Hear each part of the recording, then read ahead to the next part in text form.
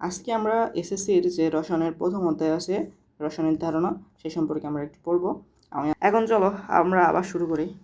আমরা যেহেতু একটি রসায়ন বিজ্ঞানের একটি সাবজেক্ট নিয়ে পড়াশোনা করতেছি, তাহলে রসায়ন যদি বিজ্ঞানের একটা সাবজেক্ট হয় তাহলে আমাদের প্রথমে মনে আসতে পারে যে বিজ্ঞান আসলে কাকে বলা হয়। তাহলে বিজ্ঞান যদি কাকে বলা হয় এটা যদি সংজ্ঞা বা ডেফিনেশন দেওয়া হয় তাহলে এরকমভাবে দিতে হবে যে বিজ্ঞান হলো যেটা হচ্ছে পরীক্ষা নিরীক্ষা করতে হবে এবং পদ্ধতিগতভাবে সুনির্দিষ্টবদ্ধ যে জ্ঞানটা থাকবে সেটা অর্জন করাকে সেটা হচ্ছে বিজ্ঞান বলা হয়। মানে পরীক্ষা নিরীক্ষা করে পদ্ধতিগতভাবে সুনির্দিষ্ট যে সুসংখ্যাবদ্ধ যে জ্ঞান অর্জন করা হয় সেটাকে বলা হয় বিজ্ঞান। এখন বিজ্ঞান যেহেতু আমরা জানলাম, এখন রসায়নের এরকম সংজ্ঞা দিতে হবে। রসায়নটা কাকে বলা হয়? রসায়নটা হলো বিজ্ঞানের এমন একটি শাখা যেখানে আছে পদার্থের ধর্ম, পদার্থের পারস্পরিক রূপান্তর এবং পদার্থের গঠন নিয়ে আলোচনা করা হয়, সেটাকে রসায়ন বলা হয়। তাহলে এখানে গঠন আছে, ধর্ম আছে এবং পদার্থের যে রূপান্তর, এই তিনটা যেখানে আলোচনা করা হয় সেটাকে রসায়ন বলা হয়। এখন আমাদের জীবনের সাথে কিন্তু রসায়ন ওতপ্রোতভাবে জড়িত, কিন্তু আমরা সচরাচর সেটা বুঝতে পারি না। আমাদের যে খাবার রান্না করা হয় এর ভিতরে কিন্তু কেমিস্ট্রি আছে, রাসায়নিক রূপান্তর হয়। আমাদের দেহের ভিতরে কিন্তু অসংখ্য রাসায়নিক বিক্রিয়া চলতেছে, বুঝতে পারছো? এখন আমাদের আমাদের সামনে কিছু রাসায়নিক বিক্রিয়া ঘটে, বাট আমরা অত রসায়নের ভিত্তিতে আমরা খেয়াল করি না, এই জন্য আমরা বুঝতে পারি না। চলো এরকম কিছু আমরা উদাহরণ দেখে নিই। যেমন আম যখন কাঁচা থাকে তখন সেই আমটা কিন্তু টক থাকে, কিন্তু আম যখন পাকে তখন সেটা মিষ্টি হয়ে যায়। এর ভিতরে কী কেমিস্ট্রি আছে আমরা সেটা এখন জানবো। চলো, আম যখন কাঁচা থাকে তখন তার ভিতরে জৈব অ্যাসিড হিসেবে কি সাকসেনিক থাকে এবং ম্যালাইক অ্যাসিড থাকে। এই সাকসেনিক অ্যাসিড এবং ম্যালাইক অ্যাসিডের জন্য কিন্তু আমটা আছে কি টক হয়। কিন্তু আম যখন পাকে তখন এই সাকসেনিক অ্যাসিড এবং ম্যালাইক অ্যাসিড এইগুলো রূপান্তরিত হয়ে গ্লুকোজে এবং ফ্রুক্টোজে পরিণত হয়। তখন হচ্ছে কি এই আমটা হচ্ছে মিষ্টি লাগে। তাহলে একটা অ্যাসিড থেকে আরেকটা অ্যাসিডে রূপান্তরিত হচ্ছে, এইটাতে হচ্ছে একটা থেকে আরেকটি রূপান্তরিত হচ্ছে, এটাই কিন্তু কেমিস্ট্রি আসে এর ভিতরে, বুঝতে পারছো? তারপরে আসি আমরা কেরোসিন, প্রাকৃতিক গ্যাস এবং মোম, এইগুলো হচ্ছে হাইড্রোকার্বন। এই হাইড্রোকার্বন মানে এইগুলোর ভিতরে হাইড্রোজেন এবং কার্বন থাকবে অবশ্যই। মানে যে সকল মৌলের ভিতরে হাইড্রোজেন এবং কার্বন থাকে সেটাকে হাইড্রোকার্বন বলা হয়। এখন তারপরে আসি আমরা এইগুলো যখন আমরা বাতাসের সাথে বিক্রিয়া করাবো, বাতাসে যে অক্সিজেন থাকে সেটার সাথে বিক্রিয়া করাবো, তখন কার্বন ডাইঅক্সাইড উৎপন্ন হবে এবং জলীয় বাষ্প এবং আলো এবং তাপশক্তি সৃষ্টি করবে। জলীয় বাষ্প মনে হচ্ছে কি পানি, মানে একটা থেকে আরেকটা কিন্তু রূপান্তরিত হচ্ছে এখানেও। তাহলে এখানেও কিন্তু হচ্ছে রসায়ন আছে এর ভিতরে, মানে রূপান্তর যেহেতু পরিবর্তন হচ্ছে, পারস্পরিক রূপান্তর চলতেছে, তাহলে এর ভিতরে কিন্তু রসায়ন রয়েছে। এখন তারপরে আসি আমরা পেটের ভেতরে যে অ্যাসিডিটি হয় সেটার জন্য কিন্তু আমরা অ্যান্টাসিড ওষুধ খাই। এই অ্যান্টাসিড ওষুধের ভিতরে থাকে হচ্ছে কি অ্যালুমিনিয়াম হাইড্রক্সাইড এবং হচ্ছে কি ম্যাগনেসিয়াম হাইড্রক্সাইড। আর পেটের ভিতরে যে অ্যাসিডিটি হয়, অ্যাসিডিটিতে থাকে হচ্ছে কি অতিরিক্ত হাইড্রোক্লোরিক অ্যাসিড নিঃসৃত হয়। এই অতিরিক্ত হাইড্রোক্লোরিক অ্যাসিডকে প্রস্ফুটিত করতে অ্যালুমিনিয়াম হাইড্রক্সাইড এবং ম্যাগনেসিয়াম হাইড্রক্সাইড মিলে সেটা হচ্ছে প্রস্ফুটিত করে দেয় এই অতিরিক্ত হাইড্রোক্লোরিক অ্যাসিডকে। তার জন্য আমাদের হচ্ছে কি তখন হচ্ছে পেটের ব্যথাটা হচ্ছে কি কম হয়। এবার কয়লা পড়লে তাপ এবং কার্বন ডাইঅক্সাইড উৎপন্ন হয়, কয়লাতে কার্বন থাকে। রাসায়নিক কিছু ক্ষেত্র আছে সেগুলো আমরা দেখার ট্রাই করি। অক্সিজেন শরীরের ভেতর বিয়োজিত খাদ্য উৎপাদনের সাথে বিক্রিয়া করে শক্তি উৎপন্ন করে। খাবার পানিতে বিভিন্ন ধরনের লবণ থাকে, যেমন হচ্ছে ক্যালসিয়াম, ম্যাগনেসিয়াম, এগুলো আমাদের শরীরের জন্য উপকার। শরীরের পানি স্বল্পতা হলো ডিহাইড্রেশন। শরীরের পানি স্বল্পতার কিছু রোগ হচ্ছে যেমন হচ্ছে ওইলিওট এবং কলেরা। যদি ডিহাইড্রেশন মানে হচ্ছে শরীর থেকে পানি নিষ্কাশিত হওয়া, মানে বেরিয়ে যাওয়া। শরীরের ভিতরে যদি পানি না থাকে তাহলে কিন্তু মানুষ মারা যাবে। তাই বলতেছে যে ডিহাইড্রেশন হলে মানুষ মারাও যেতে পারে। তারপর বাঁশ, আগাছাড়া, এতে প্রচুর পরিমাণ সেলুলোজ থাকে। এই সেলুলোজ দিয়ে তৈরি হয়ে গেছে কাগজ। এই কাগজ আবিষ্কার কিন্তু মানব সভ্যতার হচ্ছে কি অনন্য অবদান। প্রথম ব্যবহৃত ধাতু হলো হচ্ছে তামা। এগুলো একটু মনে রেখো এমসিকিউর জন্য। খ্রিস্টপূর্ব 3500 দিকে টিন ধাতু এবং কপার ধাতু গলিয়ে একত্রে মিশানো হয়, মিশিয়ে একটা কঠিন সংকর ধাতু পরিণত করা হয়, সেটাকে বলা হয় ব্রোঞ্জ। এই ব্রোঞ্জ দিয়ে কিন্তু মানুষ অস্ত্র তৈরি করত। তাহলে এই যে ব্রোঞ্জের আবিষ্কার মানব সভ্যতাকে অনেক দূরে এগিয়ে নিয়ে গেছে। তাহলে মানব সভ্যতার অনন্য অবদান আছে কাগজ, আর ব্রোঞ্জ হচ্ছে মানব সভ্যতাকে অনেক দূরে নিয়ে গেছে। 380 অব্দের দিকে ডেমোক্রিটাস বলেন যে প্রত্যেক পদার্থ যদি ভাঙা হয় তাহলে সেই পদার্থটা ভাঙতে ভাঙতে এমন একটা পর্যায়ে যাবে যে একটা ক্ষুদ্র কণা পাওয়া যাবে, সেটা আর ভাঙা যাবে না। তিনি এর নাম দেন হচ্ছে কি অ্যাটম। এই অ্যাটম মানে হচ্ছে অবিভাজ্য।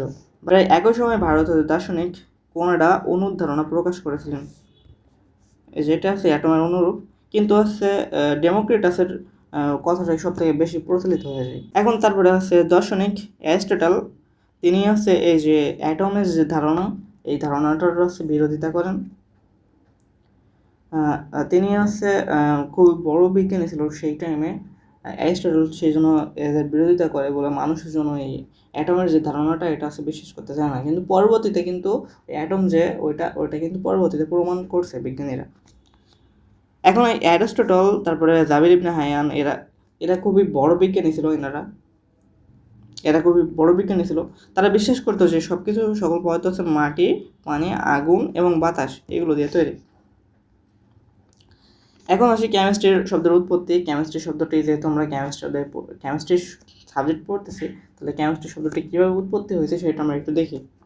মধ্যযুগে আরবের রসায়ন চর্চাকে বলা হতো হচ্ছে আলকেমি, এবং গবেষকদের বলা হতো হচ্ছে কি আলকেমিস্ট। আর এই আলকেমি শব্দটি এসেছে আরব শব্দ আলকিমিয়া থেকে, আর আলকিমিয়া শব্দটি এসেছে আবার এই কিমি শব্দ থেকে। এই কিমি শব্দের অর্থ হচ্ছে কেমিস্ট্রি, যার বাংলা প্রতিশব্দ হচ্ছে কি রসায়ন। যদি রসায়নের উৎপত্তি সম্পর্কে কোনো তোমাদের খ নম্বরের প্রশ্ন আসে তাহলে এটা জাস্ট ডিরেক্ট লিখে দেবো। জাবির ইবনে হায়ানকে বলা হয় হচ্ছে কি রসায়নের জনক বলা হয়, আর আধুনিক রসায়নের জনক হচ্ছে অ্যান্টোনিও ল্যাভোইসিয়ে। এখন রসায়নের যে পরিধি বা ক্ষেত্রসমূহ, দ্য স্কোপ অফ কেমিস্ট্রি, সেই সম্পর্কে আমি একটু জানবো। যেখানে পদার্থবিজ্ঞান রয়েছে সেখানে রয়েছে রসায়ন। বায়ুমণ্ডলে বিভিন্ন গ্যাসের উপাদান দিয়ে থাকে তৈরি। বায়ুমণ্ডলে অনবরত কিছু রাসায়নিক বিক্রিয়া ঘটছে। আমাদের দেহের ভিতরে কিন্তু অসংখ্য রাসায়নিক বিক্রিয়া ঘটছে। এই পৃথিবী যখন সৃষ্টি হয়েছিল তখন এটা খুবই উত্তপ্ত ছিল। আস্তে আস্তে বিভিন্ন রাসায়নিক বিক্রিয়ার করার ফলে এই পৃথিবীটা কিন্তু হচ্ছে আস্তে আস্তে ঠান্ডা হয়ে একটু বসবাসের উপযোগী হয়েছে। মানুষসহ বিভিন্ন প্রাণী, উদ্ভিদ সকলের দেহে রাসায়নিক বিক্রিয়া পদার্থ এইগুলো সব ঘটে। প্রচুর দেহে আছে একটি রসায়নিক কারখানা, যেখানে প্রতি মুহূর্তে চলছে অসংখ্য রাসায়নিক বিক্রিয়া। এখন রসায়ন যেহেতু একটা বিজ্ঞানের শাখা, সেহেতু রসায়নের সাথে অন্যান্য শাখার সাথেও, বিজ্ঞানের শাখার সাথেও সেটা হচ্ছে কি সম্পর্ক থাকবে। এখন রসায়নের সাথে বিজ্ঞানের অন্যান্য শাখার সাথে কি সম্পর্ক সেটা আমরা একটু দেখব। বিজ্ঞানের একটি শাখা অন্য একটি শাখার সাথে গভীর সম্পর্ক বিদ্যমান থাকে, যেমন জীববিজ্ঞানের সাথে রসায়নের সম্পর্ক। উদ্ভিদ সালোক সংশ্লেষণ প্রক্রিয়ায় যে গ্লুকোজ তৈরি করে, সেই সালোক সংশ্লেষণ মূলত একটি রাসায়নিক বিক্রিয়া। উদ্ভিদ সূর্যালোকের উপস্থিতিতে পাতার সবুজ পাতার ক্লোরোপ্লাস্টের সাহায্যে মূল দিয়ে শোষিত পানির সাহায্যে কার্বন ডাইঅক্সাইড এগুলোর মাধ্যমে বিক্রিয়া করে, রাসায়নিক বিক্রিয়া করে সেটা হচ্ছে গ্লুকোজ উৎপন্ন করে। এটা কিন্তু রাসায়নিক বিক্রিয়া করার ফলেই কিন্তু এই গ্লুকোজটা তৈরি হচ্ছে। তাহলে এটার সাথে রসায়নের সম্পর্ক আছে জীববিজ্ঞানের সাথে। তারপরে সমগ্র দেহের ভিতরে, উদ্ভিদ এবং প্রাণী দেহের ভিতরে রাসায়নিক পদার্থ বিভিন্ন ধরনের বিক্রিয়া ঘটে। এইগুলো জীববিজ্ঞানে আলোচনা করা হয়। তো এই পরস্পর জীববিজ্ঞানের সাথে রসায়নের একটি সম্পর্ক রয়েছে। পদার্থবিজ্ঞানের সাথে রসায়নের সম্পর্ক আছে। পদার্থবিজ্ঞানের আলোচ্য বিষয় হচ্ছে চুম্বক, বিদ্যুৎ, যন্ত্রপাতি, বিভিন্ন ধরনের বিষয়বস্তু। বিদ্যুতের জন্য যে ব্যাটারি ব্যবহার করা হয় সেগুলো হচ্ছে রসায়নের অবদান, কারণ হচ্ছে যে ব্যাটারির ভিতরে কিন্তু হচ্ছে রাসায়নিক বিক্রিয়া ঘটে। ব্যাটারির ভিতরে কিন্তু রাসায়নিক বিক্রিয়া ঘটে। গণিতের সাথে রসায়নের সম্পর্ক, গণিতের সাথে নিবিড় সম্পর্ক আছে। রাসায়নিক গণনার কাজের ক্ষেত্রে সূত্র, যে গণিতের সূত্র ব্যবহার করা হয়, এরকম সূত্র ব্যবহার করা হয় রাসায়নিক ক্ষেত্রে, যেমন আছে দ্রবণের ঘনমাত্রা, তারপরে যৌগের সাথে সংযুক্ত নির্ণয়, বিক্রিয়ার হার ইত্যাদি প্রকাশ করার জন্য আমাদের ম্যাথ করতে হয়। এটার সাথে কিন্তু রসায়নের সাথে কিন্তু গণিতের একটা সম্পর্ক আছে। এখন আমরা যে রসায়নটা পড়তেছি, এটার পড়ার যে গুরুত্ব কী সেইটা আমরা একটু দেখব। আমাদের জীবনে আমরা যত কিছু ব্যবহার করছি আশেপাশে, সব কিছুর ভিতরেই কেমিস্ট্রি বা রসায়ন রয়েছে। যে পেস্ট, ব্রাশ, বিস্কুট, সাবান, লোশন যা কিছুই ব্যবহার করছি সব কিছু হচ্ছে কি রসায়নেরই অবদান। জমিকে উর্বর করার জন্য যে সার তৈরি হয়েছে সেটাও রসায়নের অবদান। তারপরে খেতে ফলন যেন পোকামাকড় নষ্ট করতে না পারে তার জন্য মানুষ তৈরি করেছে কীটনাশক, আর খাদ্যকে দীর্ঘদিন সংরক্ষণ করার জন্য মানুষ তৈরি করেছে প্রিজারভেটিভস। এখন রসায়নে যেহেতু ভালো দিক রয়েছে, তাহলে অবশ্যই খারাপ দিকও থাকবে। এখন রসায়নের যে খারাপ দিকগুলো সেইগুলো বা ব্যাড সাইড, সেইগুলো আমাদের সমাজে বা আমাদের পরিবেশের উপর কেমন প্রভাব ফেলে সেই সম্পর্কে একটু দেখব। শিল্প কারখানা, যানবাহন বা ব্যবহার্য সামগ্রী থেকে প্রচুর পরিমাণে বর্জ্য পদার্থ বের হয়, যেগুলো খুবই ক্ষতিকর। যেমন এর ভিতরে আছে carbon dioxide, carbon monoxide, sulphur dioxide, তারপর ভারী ধাতু, পারদ, লেড, আর্সেনিক, কোবাল্ট, এইগুলো খুবই মারাত্মক পদার্থ, এগুলো খুবই ক্ষতি সাধন করে পরিবেশের। এই পারদ, লেড বা আর্সেনিক, কোবাল্ট এগুলো যদি পানিতে থাকে, পানিতে ফেলানো হয় এবং সেগুলো যদি মাছের বা উদ্ভিদের যে কোনো কারোর যদি শরীরে প্রবেশ করে তাহলে ভীষণ ক্ষতি সাধন করে, এবং সেই মাছ যদি আমরা খাই তাহলে আমাদের দেহ কিন্তু ক্ষতি সাধন হবে। তারপরে কীটনাশকের অতিরিক্ত ব্যবহার পরিবেশের জন্য ক্ষতি করবে। যখন কীটনাশক ব্যবহার করা হয় তখন সেটা যদি বৃষ্টি হয় বা অতিরিক্ত যদি ব্যবহার করা হয়, সেটা ধুয়ে যায় পানির ভিতরে পড়বে অথবা আশেপাশে ছড়াই যাবে, তখন কিন্তু সেটা পরিবেশের উপর প্রভাব ফেলবে। সুতরাং বুঝতেই পারছো রসায়নে যেমন একটা প্রয়োজনীয় দিক, সেই সাথে এইগুলোর তুমি যদি অসচেতনভাবে ব্যবহার করো তাহলে কি এটা পরিবেশের মারাত্মক ক্ষতি সাধন করবে। তুমি ধরো একজন বিজ্ঞানী হইতে চাও, এখন তুমি কীভাবে বিজ্ঞানী হইতে পারবা সেই সম্পর্কে আমি একটু বলবো বিস্তারিত। পরীক্ষা নিরীক্ষার মাধ্যমে যদি কোনো কিছু জানার চেষ্টা করো সেটা তাকে বিজ্ঞানী বলা হয়। তুমিও যদি পরীক্ষা নিরীক্ষার মাধ্যমে জ্ঞান অন্বেষণ করো তাহলে তুমি কিন্তু বিজ্ঞানী হইতে পারবে। এখন এই জ্ঞান অন্বেষণ কীভাবে করবা আর তুমি কীভাবে বিজ্ঞানী হবা সেই সম্পর্কে যে ধাপসমূহ সেই সম্পর্কে আমরা একটু আলোচনা করব। ধরো তুমি কোনো কিছু করতে চাও, পরীক্ষা নিরীক্ষা করতে চাও, তাহলে তোমার প্রথমে যে ধাপটা অনুসরণ করতে হবে সেটা কি বিষয়বস্তু নির্ধারণ। তুমি ধরো কোনো বিষয় নির্ধারণ করতে চাও, সেই বিষয়টা তোমার আগে নির্ধারণ করতে হবে। তারপরে সেই বিষয় সম্পর্কে গবেষণাপত্র বা বিভিন্ন ইন্টারনেটের থেকে সেই সম্পর্কে তথ্য তোমার বের করতে হবে, যাতে তোমার সেই সম্পর্কে কিছু আইডিয়া বা নলেজ থাকে। তারপরে সেই যন্ত্রপাতি কী যন্ত্রপাতি ব্যবহার করে সেই বিক্রিয়া বা সেই পরীক্ষা নিরীক্ষা করতে হবে, সেই যন্ত্রপাতি তোমার কিন্তু কাছে থাকতে হবে। তারপরে পরীক্ষা করতে হবে, এবং পরীক্ষা করার পরে কি ঘটতেছে সেইগুলো তোমার তথ্য সংগ্রহ করতে হবে। সেই তথ্য নিয়ে তোমার ফলাফল করতে হবে এবং অন্যদের সাথে আলোচনা করতে হবে যে এইটার সাথে এইটা মিশিয়েছি, তার জন্য আমাদের এটা তৈরি হয়েছে, এটা কি ঠিক আছে, এরকম তোমার সেইগুলো নিয়ে বিস্তারিত আলোচনা করতে হবে। এখন আমরা একটা উদাহরণ দেখি, তাহলে তোমরা বুঝতে পারো। যেমন বিষয়বস্তু নির্ধারণ, আমরা অ্যামোনিয়া ক্লোরাইড থেকে পানিতে দ্রবীভূত করলে যে তাপ উৎপাদন হয় নাকি শোষিত হয় সেটা আমরা দেখবো। এটা বিষয়বস্তু নির্ধারণ করছে। এখন বিষয়বস্তু সম্পর্কে আমাদের পাঠ্যপুস্তক বা ইন্টারনেট ঘেঁটে কিছু ফলাফল আগে অনুমান করে নিতে হবে যে কি হইতে পারে এরকম। তারপরে 3 নম্বরে প্রয়োজনীয় যন্ত্রপাতি যেগুলো অ্যামোনিয়া ক্লোরাইড, তারপর পানি থার্মোমিটার, এগুলো সব আমাদের নিয়ে আসতে হবে পরীক্ষা করার জন্য। তারপর পরীক্ষা করতে হবে যে বিকার পানি দিয়ে তারপর তাপমাত্রা মাপতে হবে, তারপর অ্যামোনিয়া মেশানোর পর আবার তাপমাত্রা মাপতে হবে, এগুলো সব পরীক্ষণ করতে হবে এগুলো। তারপর তথ্য সংগ্রহ করছি আমরা যে তাপমাত্রা ধীরে ধীরে কমতেছে, যখন এটা মেশালাম তখন তাপমাত্রা ধীরে ধীরে কমতেছে। তারপর বিশ্লেষণ, যেহেতু পানিতে অ্যামোনিয়া ক্লোরাইড দ্রবীভূত করা হলো, তার তাপমাত্রা ধীরে ধীরে হ্রাস পাচ্ছে, বিশ্লেষণ আমরা করছি।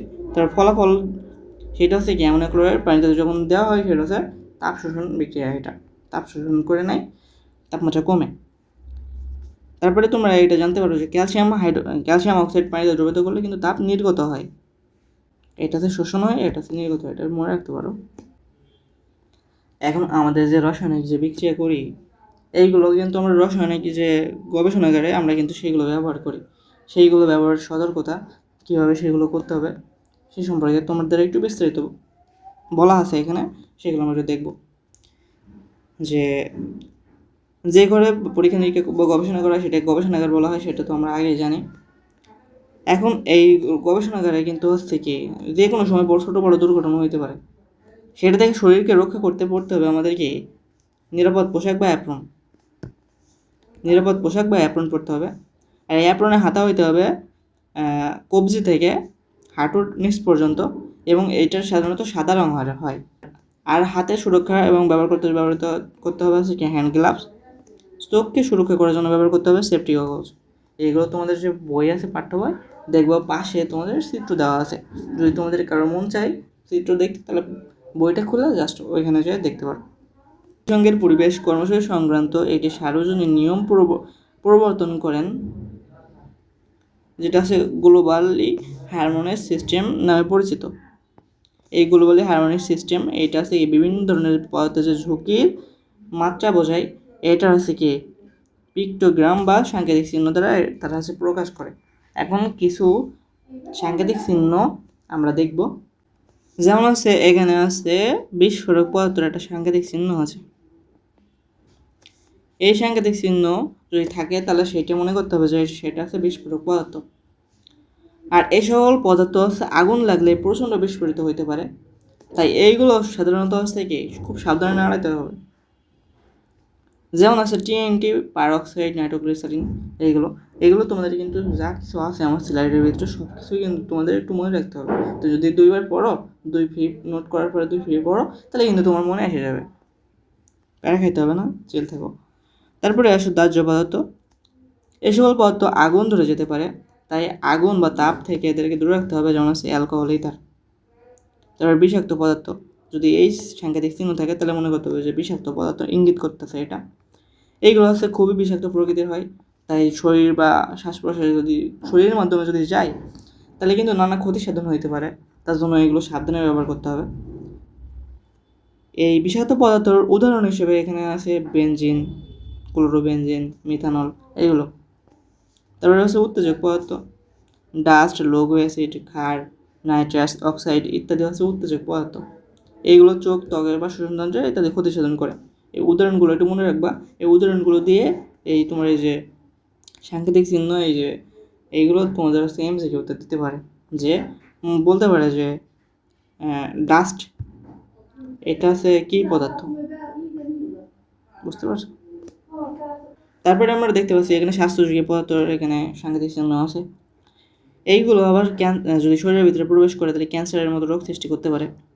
আবার আছে ত্বকে যদি বা শ্বাস প্রশ্বাসে আমাদের শরীরে লাগে তাহলে কিন্তু দীর্ঘমেয়াদী ক্ষতি সাধন করতে পারবে। এগুলো তার জন্য আমাদের হচ্ছে ওই সেফটি আমাদের মেনটেন করে এগুলো হচ্ছে নাড়াচাড়া করতে হবে। এর ভিতরে আছে যেমন বেনজিন, টলুইন, জাইলিন, এগুলো হচ্ছে কি স্বাস্থ্যযোগী পদার্থ। তারপর তেজস্ক্রিয় পদার্থ আছে, এই চিহ্ন ডায়াগ্রাম মানে তেজস্ক্রিয় পদার্থ ইঙ্গিত করে। এইগুলো সাধারণত হচ্ছে এক ধরনের ক্ষতিকর রাশি বের হয়, যেটা ক্যান্সার সৃষ্টি করতে পারে, মানুষের বিকলাঙ্গ করে দিতে পারে ক্যান্সার। এই তেজস্ক্রিয় পদার্থ এর ভিতরে রয়েছে যেমন ইউরেনিয়াম, তারপর রেডিয়াম, এগুলো সাধারণত হচ্ছে তেজস্ক্রিয় পদার্থ। পরিবেশের ক্ষতি করার জন্য এই চিহ্ন ব্যবহৃত হয়। এই পদার্থগুলো পরিবেশের জন্য হচ্ছে ক্ষতিকর। এগুলো সাধারণত রিসাইকেল করে আবার ব্যবহার করা যায়। বা এর ভিতরে আছে যেমন আছে লেড, মার্কারি, এগুলো কিন্তু আমাদের ওই যে ব্যাটারি টাইপের, এইগুলোর ভিতরে একটু বেশি থাকে। তারপরে ক্ষত সৃষ্টিকারী পদার্থ আছে, এগুলো যদি কোনো কিছুতে লাগে, হাতে বা পায়ে যদি লাগে বা শ্বাস প্রশ্বাসের মাধ্যমে যদি দেহের ভিতরে চলে যায় তাহলে বিভিন্ন ধরনের ক্ষত সৃষ্টি করে, যেমন আছে hydrochloric acid, sulphuric acid, sodium hydroxide. এগুলো যদি তোমার মানে হাতে পায়ে লাগে তাহলে কিন্তু ক্ষত সৃষ্টি করতে পারে। স্লাইডের ভিতরে যে লেখাগুলো আছে তোমরা এরকমভাবে তোমরা নোট করবা। আজকে এই পর্যন্তই, দেখা হয় পরবর্তী ক্লাসে।